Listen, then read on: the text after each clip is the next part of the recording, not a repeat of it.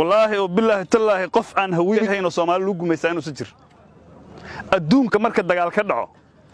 dadka guulaysta shuruucda dejiya dadka lagu guulaysana shuruucda la dejiya sagaashii kooda hawiyada dalka kuma guulaysano sharcigi waxa dejiyay nimankii laga guulaystay nimankii guulaysana waa lagu dul dejiyay soo doqonimo ma shabaab kan meeshan joogan Soomaaliland ka yimid godonliya keenay idinka ma keenay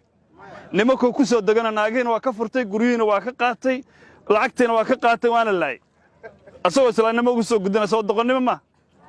ama madaxweyne ahaado ama mid state ha ahaado ama gobornatoor ha ahaado ama taliye ciidan ahaado dalkii annaga madaxweyne ka taliye ciidanka annaga ka war dagaalku hadda aad u socotiin waa dagaal xaq ah horta qof uu shaka uga jiro ma jira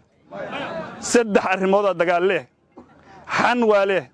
xabaal waale xaraarsiman waale labada dabbe waa gar qofku inuu la xabaalo waa gar in la xaraarsimo waa gar laakiin in la xanto lagu xanto waa fulay waa cararay waa ceeb Sooma ninkii meeshaan inuu ka cararo horta guriga habartiisa joogo habadahan aad haysataan ninna waa ka kitibtaa ninna meesha ugu tala galo dhinac ka mara ninna fulanimo darteed qoraga la qaadi waaya Sooma horta ninkii ilaahay fulay idinka dhigo oo ilaahay xabadu idinka ma keentisiyo oo ilaahay idama baalmarsiyo oo midda ridaan bal hela laakiin uurkoola la rabaa uurkoola ugaarata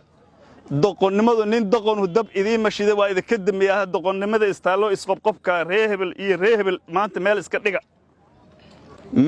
dhiga maanta wixii nin dhiba maxaa la yiri tol ma dhibaan war nimankan haddii xawaalo goonu dhibo ceyr goonu dhibo sacad goonu dhibo salabaan goonu dhibo abgaal goonu dhibo haddaan isku tagno ma dhibi kara dawladda Soomaaliyeed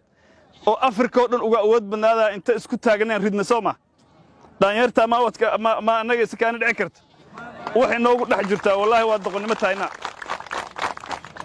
guulaan idin rajaynayaa waxaan rajaynayaa maanta wixii ka dambeeyay nimanka shalay ayaga noo mideysnaa jiray annaga qoqobnaa jiray waa qabiileysnaynay waa qaybsanaynay soo maanta waxaas god ku ridi mayno bal ilaahay mata